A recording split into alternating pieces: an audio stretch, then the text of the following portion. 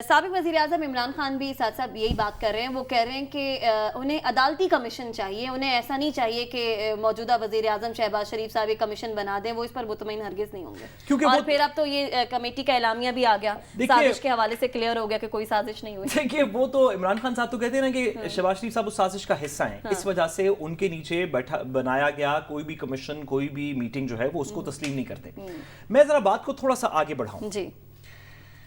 इस बात के ऊपर तो अब किसी को कोई दो राय नहीं, क्योंकि नेशनल सिक्योरिटी काउंसिल भी ये कह चुकी है कि पाकिस्तान के अंदरूनी मदाखलत में अनप्रेसिडेंटेड और अनएक्सेप्टेबल मदाखलत हुई है। यानी कि इससे पहले कभी ऐसी मदाखलत नहीं हुई थी और ये हमारे लिए, हम इसको तस्लीम नहीं कर सकते, ये अनएक्सेप्टेबल है, ये मदाखलत हुई। मदाखलत का मतलब को पाकिस्तान, जब हम कह रहे हैं कि पाकिस्तान के अंदरूनी मामले में हुई है तो इसका ये मतलब है कि बाहर से हुई है, यानी कि पाकिस्तान से नहीं हुई। बिल्कुल।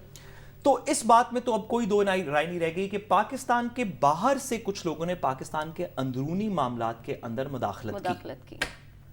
अब पीछे रह गई बात कंस्पिरेसी या साजिश की। तो मैं जरा बात को थोड़ा सा आगे बढ़ाऊं जी।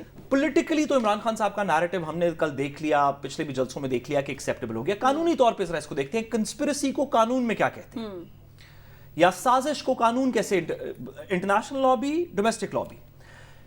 इंटरनेशनल लॉ और डोमेस्टिक लॉ दोनों के अंदर साजिश की होने के लिए यह जरूरी है कि एक से ज्यादा फरीक ने आपस में बात की हो किसी भी हदफ को हासिल करने के लिए। अगर मैं हबीब साहब की हुकूमत गिराना चाहता हूं, हबीब साहब प्राइम मिनिस्टर हैं, मैं हबीब साहब की हुकूमत गिराना चाहता हूं, तो ये मेरा रद्द अमल है या मेरी एक स्ट्रैटेजी है।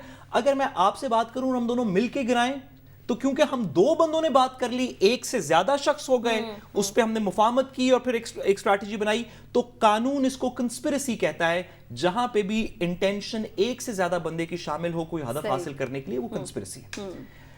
क्या वोट ऑफ नो कॉन्फिडेंस किसी एक शख्स का, किसी एक पॉलिटिकल पार्टी का हदफ था? बिल्कुल नहीं। क्या वोट ऑफ नो कॉन्फिडेंस की बात बाहर के मरासले में हुई? बिल्कुल हुई। क्या वोट ऑफ नो कॉन्फिडेंस पे डोमेस्टिकली बात हो रही थी? क्या एक से ज्यादा पॉलिटिकल पार्टीज इस पे बात कर रही थी? क्या नवाज शरीफ साहब से बात हुई इस पे बैरून मुल्क जाके? बिल्कुल हुई। तो कानून इसको, जब एक से ज्यादा शख्स एक इंटेंशन के ऊपर इकट्ठा हो जाए, पाकिस्तान का पीनल कोड भी, इंटरनेशनल लॉ भी, दीगर भी सब लोग उसको कंस्पिरेसी कहते हैं। आप पॉलिटिकल नैरेटिव में रियासत पाकिस्तान ये कहे कि कंस्पिरेसी नहीं है, इंटरफेरेंस है, ठीक है, कहना भी ये चाहिए। हमारे दोस्त ममालिक हैं, हमारे उनके साथ ताल्लुकात हैं, हम नहीं कहना चाहते कि उन्होंने कंस्पिरेसी की है, लेकिन अवाम जिस जगह पे जा चुकी है, इसको मेरा नहीं ख्याल कि एम्बेसडर साहब की बैक ट्रैकिंग से ये बात खत्म होगी। इसके ऊपर ये एक बड़ा इंपॉर्टेंट वाटरशेड मोमेंट है हमारे मुल्क के लिए।